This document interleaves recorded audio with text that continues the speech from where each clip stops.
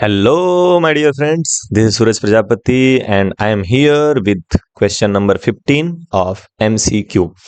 The series is very important, and all the questions are very important for your broad perspective. तो चलिए शुरू करते हैं. Question आपके सामने ये रहा कि the zeros of the polynomial x square minus root 2x minus 12 are, और आपके ऑप्शन है a root 2 minus root 2, 3 root 2 minus 2 root 2. Option C is minus 3 root 2, 2 root 2 and option D is 3 root 2 and 2 root 2.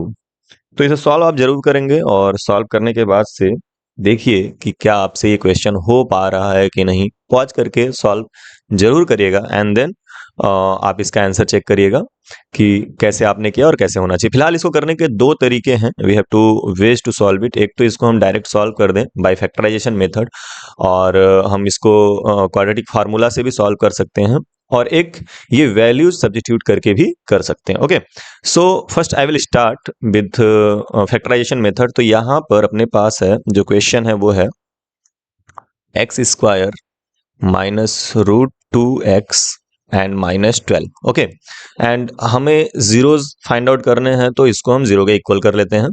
Now there is minus 12 and minus 12 multiplied by 1 is minus 12. Okay, मेरे ख्याल से ये clear है. सी का multiply ए में करते हैं जब हमें A X square plus B X plus C equal to 0 जैसा क्वाड्रेटिक इक्वेशन सॉल्व करना होता है, तो हम ए का मल्टीप्लाई सी में करते हैं, दैट इज एक्स स्क्वायर का कोएफिशिएंट और कांस्टेंट का मल्टीप्लाई कर लेते हैं पहले. अब इसके दो फैक्टर बनाने हैं इस तरह से कि ऐड करने पे माइनस रूट 2 आए.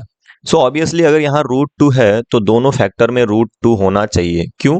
क्योंकि तभी मैथमेटिकल ऑपरेशन पॉसिबल है. यानी कि अगर x के कोएफिशिएंट में रूट है तो इन दोनों जगहों पर रूट का होना जरूरी है. ठीक है, तो अगर आप रूट 2 ले लेते हो तो root 2 multiplied by root 2 is 2.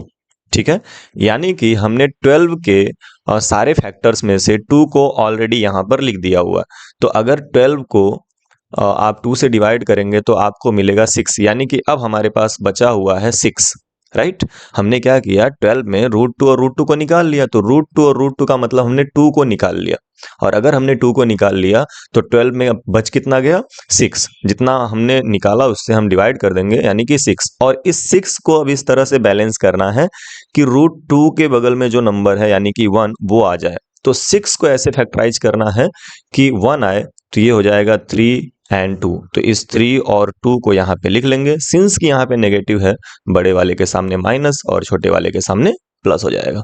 Okay, so once again I would like to explain कि कैसे फैक्टराइजेशन होता है. पहले तो आप c का मल्टीप्लाई a में करते हो, यानी कि एक्स स्क्वायर के कोएफिशिएंट में करते हो, आपको एक नंबर मिल जाता है. अगर रूट में कोई नंबर है तो सबसे पहले वो रूट के नंबर्स लिख लेना, और रूट के नंबर्स को आप मल्टीप्लाई कर लेना. तो रूट इंटू रूट जो होता है वो रूट हट जाता है.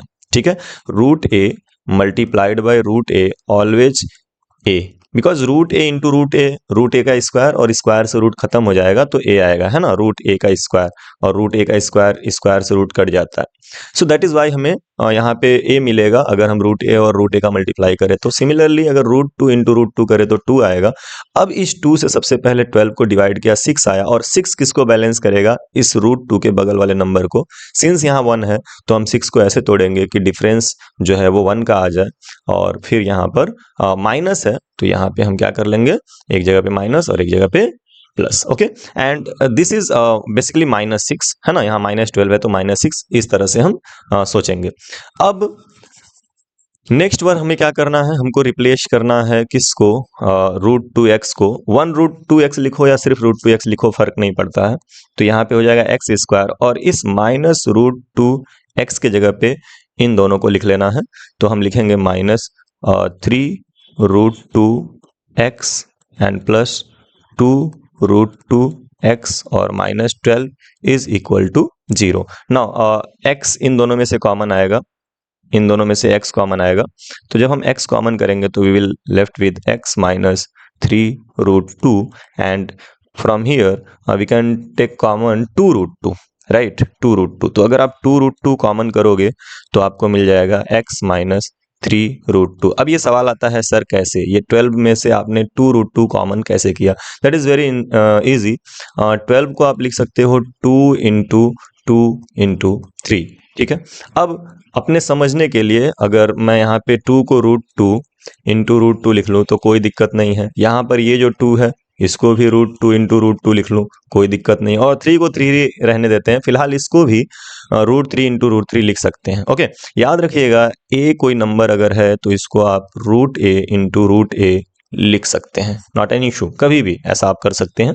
तो कुल मिलाकर के हमने क्या किया, जो भी नंबर्स थे उनको √2 into √2 into √2 into √2 into 3 या into √3 into √3 भी लिख सकते हैं, not an issue. Okay, but हमें क्या करना है, हमें 2 रखना है। तो अगर हम एक 2 रख लेते हैं तो ये 2 रह जाएगा और यहाँ पे हो जाएगा √2 into √2, और हमको 3 भी शायद रखना है।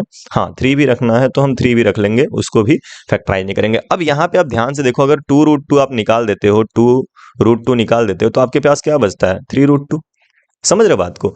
तो इसका मतलब ये हो गया कि जब आप 12 को फैक्टराइज करोगे तो आप 2√2 और √2 into 3 लिख सकते हो। इसमें से 2√2 बाहर आ जाएगा। इन दैट कंडीशन आपके पास बचेगा x minus 3√2। Is it clear?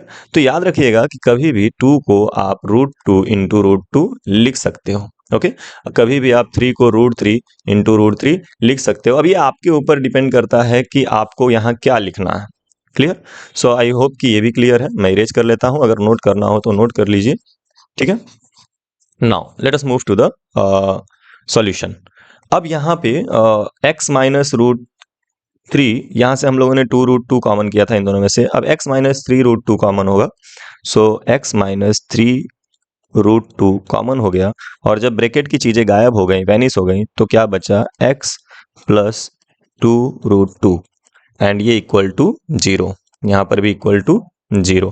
अब दोनों को अलग अलग इक्वल कर लेंगे 0 के, तो x माइनस 3√2 इक्वल टू 0 और x plus 2√2 equal to 0, and from here we will get x minus नहीं x equal to 3√2, और यहाँ से हमको क्या मिलेगा, x equal to minus 2√2। so obviously these are the answers, यानी कि 3√2 and minus 2√2 कहाँ पे है, 3√2 and minus 2√2, यानी कि option number B, option number B is our correct choice। okay, so this is the process which is a traditional process or you can say factorization method। हाँ, यहाँ पे आप quadratic formula का use करके भी solve कर सकते हो। क्वाड्रेटिक फार्मूला जो हमारा होता है वो होता है x equal to minus b plus minus under root b square minus 4ac upon 2a, ठीक है। और यहाँ पे ऑब्वियस वैल्यू है a की वैल्यू जो है, मैं यहाँ ऊपर लिख ले रहा हूँ। यहाँ पे a की जो वैल्यू है, we have a equal to 1 and b equal to minus √2 and c equal to 12, okay, minus 12। so we can substitute these values to calculate the values of x। so x equal to minus and minus √2, okay, minus and minus √2 and plus minus b square means minus √2 का square and minus √2 का square and minus 4 into a means 1 and c means minus 12, okay, and denominator में हो जाएगा 2 into 1। तो ये आपके पास minus minus क्या हो गया, प्लस √2 एंड प्लस माइनस, इसको अगर आप सॉल्व करेंगे तो माइनस √2 का स्क्वायर इज 2 एंड माइनस, और ये वाला माइनस और ये वाला minus, minus into minus plus, and 4 12 are या 12 4 are 48 and upon 2। Now 48 plus 2 is 50, so ये हो जाएगा √2 plus minus √50 upon 2। √15 can be written as √2 and plus minus √50 is 5√2। आप करके देख लेना, ये आएगा 5√2 upon 2। अब एक बार इसको जोड़ लेंगे और एक बार घटा लेंगे, so we will get the answer and the answer will be same. आपको मैं दिखा दे रहा हूँ, यहाँ पे इरेज करके देख सकते हो आप।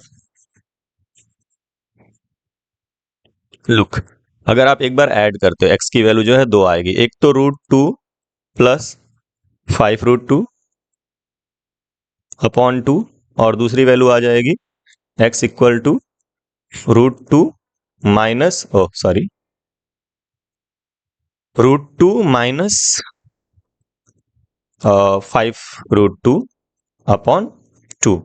Now √2 and 5 √2 is 6 √2, and 6 √2 upon 2, which is 3 √2 as it is. Okay, and यहाँ पे x की वैल्यू देखो, 5 √2 is negative and √2 is positive, तो 5 में से एक माइनस हो जाएगा, and here we will left with -4 √2 and upon 2, so 2 will divided by 4, and we will get -2 √2, so here we will get x equal to -2 √2. so these are the answer.